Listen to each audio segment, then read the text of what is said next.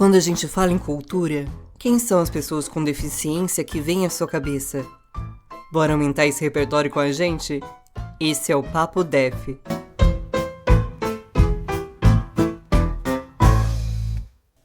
Olá, sejam bem-vindos de volta para mais um Papo Def. Eu sou Isadora Fanger, narradora e entrevistadora desse podcast, que faz parte do projeto do 4º Congresso de Diversidade e Acessibilidade Cultural, contemplado pelo Programa Nacional Aldir Blanc, APNAB, da Secretaria Municipal de Cultura e Turismo de Campinas. A gente está de volta com mais uma série, na verdade, das entrevistas. Para quem não conhece, a gente começou esse trabalho no ano passado e a gente já teve 8 convidados, então a gente está voltando com o nosso 9º episódio hoje. E para quem não conhece os materiais anteriores, já pode correr para conhecer enquanto vai ouvindo essa entrevista também. Pode acessar o site, que é o www.inclusãonadiversidade.com.br, sem acento, sem cedilha, né? Então, inclusão ali... Cedilha não tem nessa palavra, né? Eu caçando aqui as informações. Mas, enfim, o podcast está disponível no YouTube e dentro do site também vocês vão conhecer um pouco mais desse trabalho, das pessoas que participaram e do mapeamento de agentes culturais com deficiência do ano passado. E agora a gente está retomando também com outros agentes DEFs que também trabalham na cultura para retomar esses papos e para a gente conhecer mais gente incrível, porque já passou muita gente por aqui e a gente está aqui de novo, envolvidos mais uma vez. Então, bora retomar os nossos papos? Eu vou voltar, né, a me descrever, para quem ainda não me conhece, o nosso espaço, antes de dizer quem é aqui a nossa entrevistada de hoje. Eu sou uma mulher branca com deficiência física, eu sou uma pessoa autista, né, eu tenho uma diferença de comprimento entre uma perna e outra. Eu tenho 27 anos, tenho cabelos longos, castanhos cacheados, e eu tô, né, com cabelo preso num coque, um óculos de grau e um macacão longo preto. A gente tá numa sala de paredes brancas, né, com umas janelas bem grandes, gostosas, assim, que tá entrando um ventinho por onde a gente vê também as árvores do lado de fora. E aqui dentro a gente tem alguns móveis de madeira, um teclado, uma estante com vários livros. E, enfim, né, de uma das pessoas entrevistadas está cedendo também esse espaço pra gente, que logo menos vocês também vão conhecer no próximo episódio. E, além de mim, aqui, como entrevistadora, também estão a Paula, a Fernanda, a Maíra, que é dona da casa e também vai ser entrevistada. E, na minha frente, a Ana Kiel, que é a nossa entrevistada de hoje, deste momento, desse episódio. E eu queria agradecer, primeiramente, por você ter topado estar com a gente aqui. E, enfim, trocar um pouquinho também sobre os seus saberes e toda... Enfim, você vai dizer pra gente quem é a Ana. Então eu vou abrir esse espaço para você se apresentar, se descrever também, e para as pessoas te conhecerem, né? Mais uma vez, mesmo que a gente tá aqui num papo em áudio, a gente traz essas informações para vocês também se sentirem parte aqui desse espaço em que a gente tá e conhecer um pouquinho a gente também. Então é isso, vou passar a bola pra Ana, pra ela dizer quem ela é e o que ela faz de tudo da vida. Fique à vontade. Então, oi meninas, primeiro agradecer muito, eu fiquei muito feliz com o convite, muito mesmo, assim, corri, ouvi os outros, a voz da Isadora maravilhosa, enfim, e eu sou uma mulher branca, eu tenho um cabelo que tá solto, ele é mais escuro no começo e mais claro na ponta, de tom vermelho. A minha blusa também é vermelha, eu sou um pouco monotemática. E tô usando um negocinho que faz barulhinho, um sonzinho, um patuazinho. E é isso, eu acho que é assim que eu me autodescrevo. E eu trabalho com figurino, né? Com uma coisa que é, enfim, que tem com cor, forma, textura. Uhum. Você quer contar pra gente um pouco de como que você se formou nessa linguagem específica, de como foi sua trajetória para se tornar figurinista? Sim, eu me formei em audiovisual, né, e antes no colegial eu fiz teatro, eu sempre fui aquela moça do figurino, né, eu fazia teatro, eu fui atriz há algum tempo, mas realmente eu era melhor com roupa, né, e dentro do audiovisual também, lá, a moça do figurino, ela que tem as roupas, ela que guarda, eu sou um pouco com a acumuladora, eu guardo tudo. E aí depois, quando me formo e venho para Campinas, eu começo a trabalhar com produção de teatro, aqui em Barão Geraldo, na Vila Santa Isabel, com o Grupo Atola Teatro. E lá eu começo a atuar profissionalmente com figurino também. Então eu faço figurino, produção de teatro e pesquiso também, né? De um tempo de 6 anos pra cá eu me tornei pesquisadora, né? Concluí o mestrado, agora estou concluindo o doutorado em memória e figurino. Então é uma coisa que juntou a minha atuação profissional, né? Com aula, com dar aula, e com a questão da memória. A história da moda recente é uma coisa que me toca muito, assim, que me afeta muito. Porque a gente tem em casa, porque a gente vestiu, porque a gente viu pessoas próximas vestindo, né? Pessoas que são do nosso convívio. E eu acho que esse é um grande interesse, que eu pesquiso história da moda recente. E eu acho que tem uma coisa, é isso, você põe a mão, você ouve barulho da roupa, né? Então, um pouco essa atuação nesse momento. Muito massa. Você falou, né, sou acumuladora um pouco, mas eu acho que a gente, principalmente que a gente que trabalha do teatro, a gente tem um pouco dessas também, de que guardar uma coisinha que às vezes a gente vai usar depois, um objeto que pode se transformar num objeto cênico. Que eu guardei faz 20 anos, mas aí se transformou. Que bom que eu guardei, né? Sim, e acaba que a gente vai vivendo cotidianamente também o nosso ofício, né? Porque a gente tá ali no meio, literalmente, das coisas, às vezes ocupando o nosso próprio quarto. Tem outras carinhas acenando aqui também positivamente no espaço. E, enfim, acho que eu queria puxar nessa conversa também para a pesquisa sua na pós-graduação, né, no doutorado.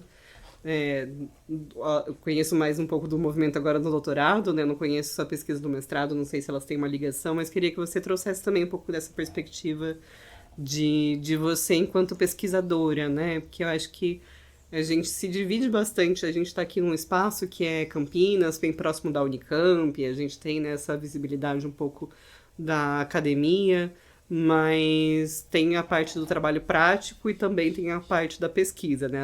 Muitas vezes elas se misturam, mas eu queria te ouvir um pouco falar sobre como você tem lidado, né, com esse formato também de pesquisa mesmo, né, nesse sentido do trabalho cultural e artístico com figurino. Eu acho que o doutorado, ele é uma continuação do mestrado, então ele já tinha essa relação com memória.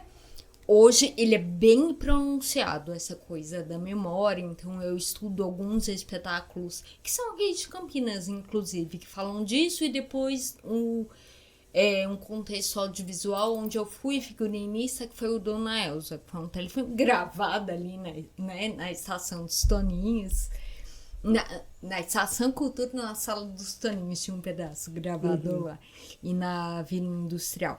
Então é isso, eu estudo, né, eu falo, o primeiro capítulo eu falo de outras peças, outras histórias do teatro em que a memória estava muito pronunciada, né, do audiovisual também. E depois eu fiz uma atividade didática que é o Memórias Revestidas. Isso foi uma aluna nossa, falou, agora é o Rê. Porque já teve o Vestidas, que foi no MIS, no Museu da Imagem e Som, faz 10 anos.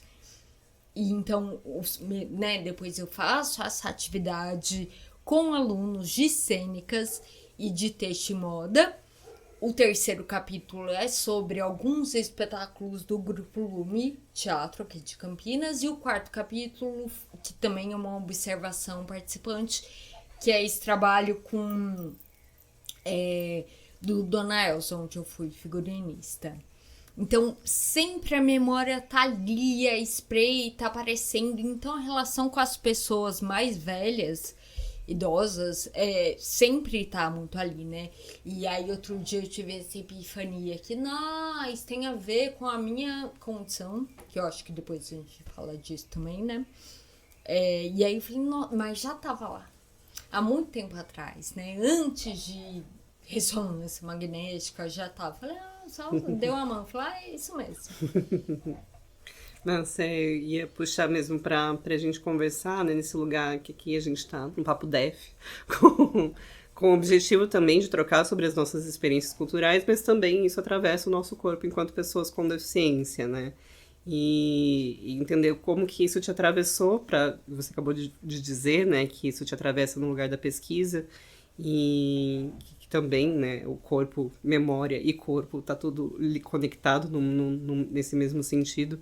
E a forma como a gente se expressa também, né, que tá muito ligado ao trabalho da figurinista, assim, acho que diz muito sobre como a gente se coloca no mundo, mas como que o seu trabalho, tanto enquanto figurinista e sendo uma figurinista pessoa com deficiência, como isso te atravessou, né, ao longo dos seus processos, tanto na academia, quanto no trabalho com os grupos aqui em Campinas, quanto nos espaços, e, enfim, livre para trazer. Eu acho que assim, né?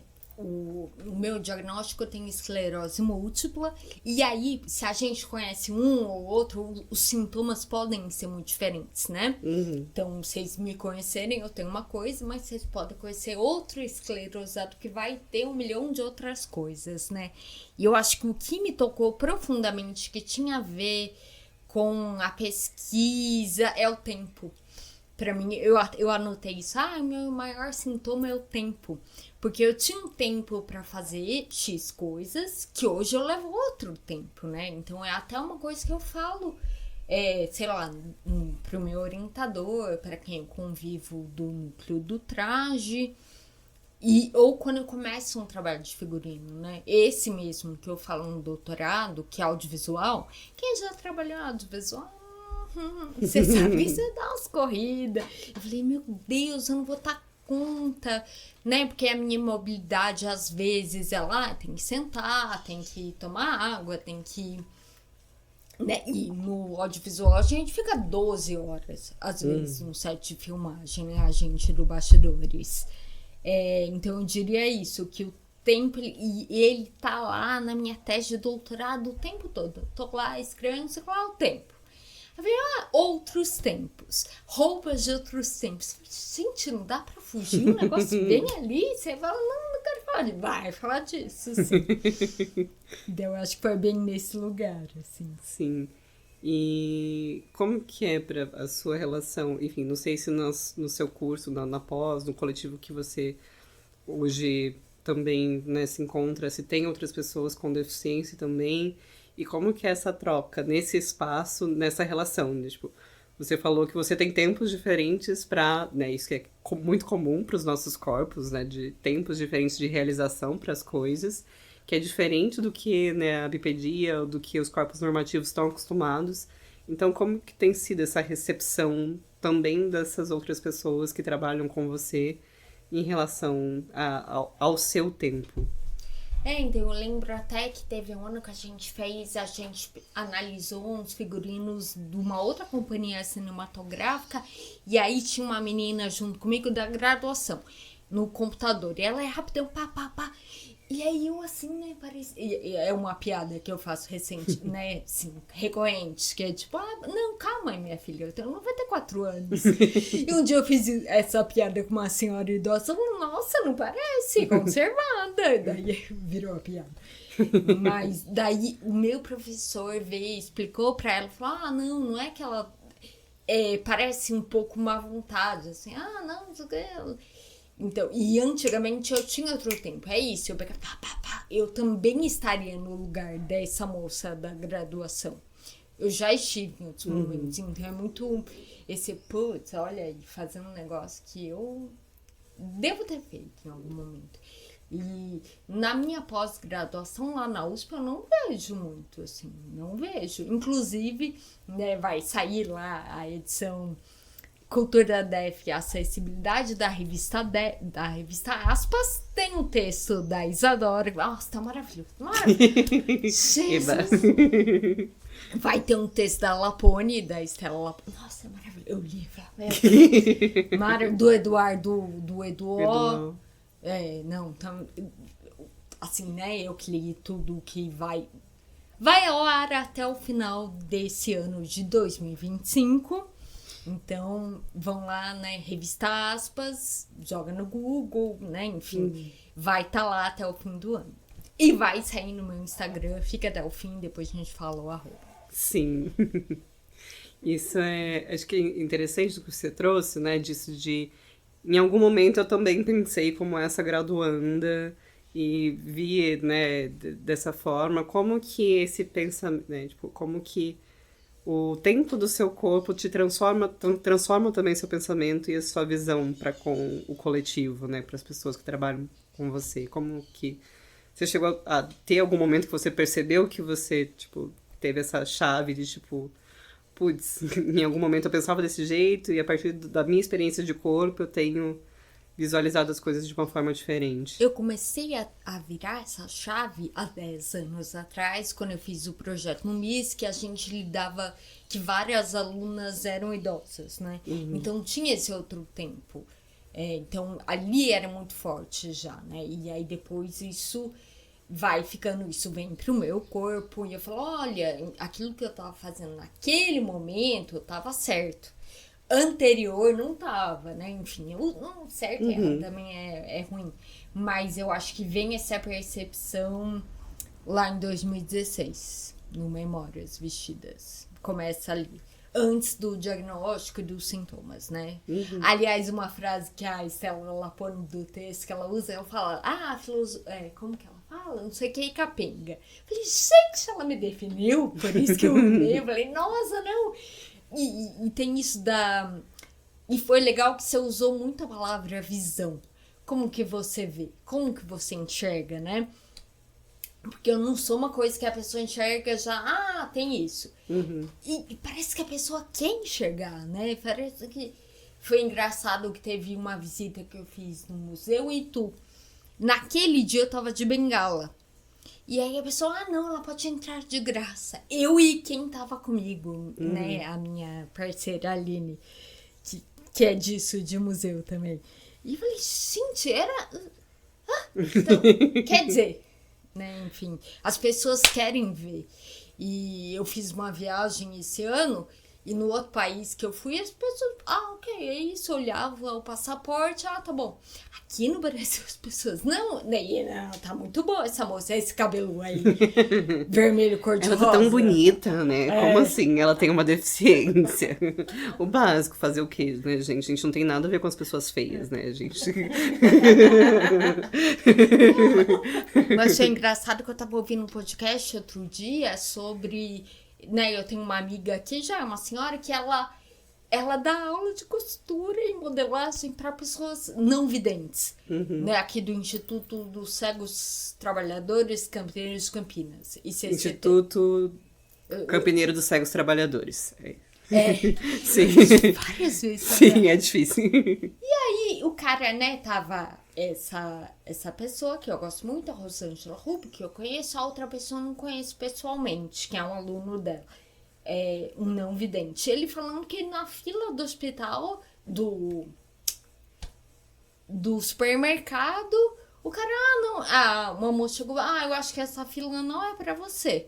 E ele, como assim não é? Porque ele tava de óculos escuros, né? E tipo, não, só, sei lá, questão de estilo. E aí ele fala agora, não, eu falo mesmo. Falou, não, é que eu não enxergo. Aí a pessoa fica constrangida, né? E fala, não passa na minha frente, sei lá, né? Mas tem isso de tipo, eu quero ver o que é. Sim. Eu quero perguntar. Sim, acho que me encontro também nesse lugar, né, de às vezes, enfim, a gente usa o termo, né, deficiências ocultas ou deficiências invisíveis, mas eu não sei se eu concordo 100%, mas eu também nunca, né, também nunca questiono um pouco nesse sentido de que, né, quando a gente tem uma deficiência, mesmo que seja uma neurodivergência, e isso de alguma forma afeta a gente socialmente, e por isso que a gente é marcado em sociedade, né, então assim, por mais que fisicamente não seja, tipo, bater o olho e ver, a gente, né, se encontra nesse lugar também de uma, enfim, né, de um movimento social mesmo, de sermos marcados, né, e enfim, né, esses incômodos e pensar, acho que é isso que você comentou, né, da troca de pensamento e olhar para o outro também como uma possível, né, pessoa que talvez esteja passando por uma coisa semelhante à minha, que eu nunca tinha pensado antes, eu acho que isso vai de encontro com né, de por favor, bípedes, parem de nos constranger nas filas de mercado, né? Mas para que as pessoas realmente pensem sobre isso, né, de que nem todas as deficiências são necessariamente visíveis e que, né, esse movimento de perguntar não venha nesse lugar de sempre ser um movimento rude, de querer tirar de um espaço e de você ter que comprovar, né, a deficiência sempre, porque se a gente tá de bengala é muito mais fácil de a gente ser marcado em sociedade. Quando a gente não tá usando um aparelho, né, de locomoção, a gente, na visão capacitista, né, é capaz nesse lugar horrível de se pensar, né, de que você não precisa de ajuda e acessibilidade para acessar esse espaço, então não vou te oferecer acessibilidade porque você tem capacidade suficiente para estar aqui. Não é sobre isso, né? Não é, a gente não tá rompendo barreiras todos os dias e eu não tô indo num museu para fazer academia, para ficar subindo e descendo escada, né? A gente quer também espaços acessíveis nesse sentido para que a gente se sinta confortável nesses espaços, né? E acho que esses olhares de julgamento vêm muito de uma falta de empatia mesmo, de pensar que outra pessoa pode ter uma deficiência, porque normalmente em sociedade a gente não está sendo visto, então as pessoas não imaginam que a gente está fazendo coisas cotidianas, e aí quando a gente aparece nos lugares é um grande susto e causa um grande incômodo. Nossa, eu lembro que eu li uma frase de uma pessoa que tinha ido para a Islândia e lá tinha várias, né, acessibilidade, tipo, então tinha bastante deaf na rua.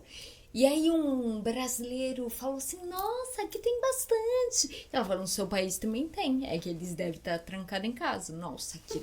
Eu achei tão maravilhoso o que ela ter falado. Sim, infelizmente uma grande realidade nossa, né? Mas enfim, tem mais alguma coisa que você queira trazer sobre seus projetos, sobre seu trabalho, que a gente não conversou ainda, que você quer, não sei, às vezes projetos futuros para dar spoilers. Aqui a gente divulga também. Alguma coisa que a gente não conversou, fique à vontade. Ai, tem tantos. Não, eu falei muito, não. Imagina. Vou dar o arroba no meu Instagram, que é Inspira. Arroba Inspira de Ana, com 2 N's. Inspiradana, que é onde eu posso... E aguarde, que vai ter lá, né, os links. Eu acho que lá tem o do podcast, de figurino, aulas, tudo eu posto lá também. Nossa. Então é isso, gente. Aproveitar já para vocês seguirem a Ana aqui. Quem precisar de figurinista, né? Aqui em Campinas, região, ou enfim, né? Em São Paulo também, às vezes um pouquinho. A gente vai. A gente aparece. Eu gosto muito de dar aula. Não, mas Sim. Ixi. Tanto como, né, trabalhadora, professora e tudo mais, que esse corpicho aqui maravilhoso de cabelo rosado, vermelho faz.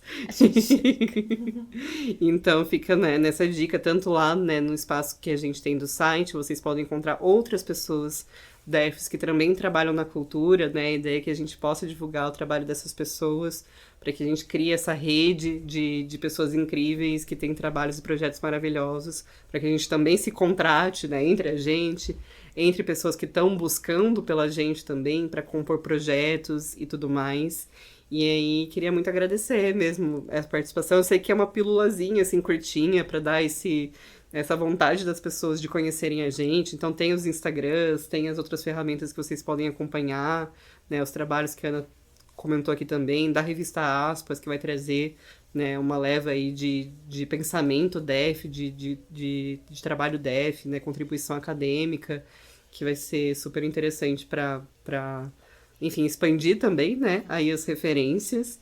E, enfim, você já deixou aqui o Insta, né, a gente tem o Insta também da @câmara_PCD, que é por onde saem, né, as nossas divulgações aqui, as divulgações agora dos novos episódios do Papo DF.